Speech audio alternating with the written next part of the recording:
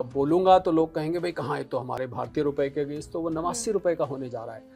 तो पर बाकी करेंसीज जो हैं उसमें Swiss franc, Japanese yen, British pound और यूरो,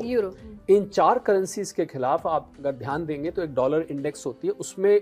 ये करेंसी स्ट्रांग हुई है, डॉलर कम हुआ है। और सिर्फ डोनाल्ड ट्रंप साहब की पॉलिसीज की वजह से जो उन्होंने टैरिफ सारे दुनिया पे लगाया है, तो अमेरिका का जो दबदबा है कम हो रहा या डॉलर की मैं कहूँ दादागिरी है, वो दादागिरी कम होती दिख रही है। तो अब अंतर्राष्ट्रीय स्तर पर कोई और करेंसी दिखती नहीं कि अगर हम 2 देश ट्रेड कर रहे हैं, आपको पता है डॉलर में ही होता है, तो अगर डॉलर फेल हो गया या कमजोर हो गया तो फिर क्या बचेगा? तो गोल्ड को फिर दूसरा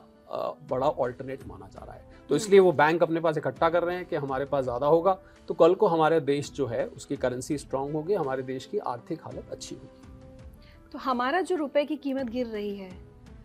उसका कितना मतलब वो कितनी बड़ी वजह है हमारे यहाँ सोने के दाम बढ़ने की? अब बहुत मजेदार इसका जवाब है जो आपने सवाल पूछा है, क्योंकि एक तरफ जैसे मैंने बताया कि डॉलर की कीमत गिर रही है, वैसे गिर रही है, लेकिन वैसे गिर रही है पर भारतीय रुपए के खिलाफ तो सोना दोनों कारणों से बढ़ रहा है। उधर अंतरराष्ट्रीय करेंसीज के मजबूत होने की डॉलर की तुलना में सोना बढ़ रहा है, और इधर भारतीय रुपए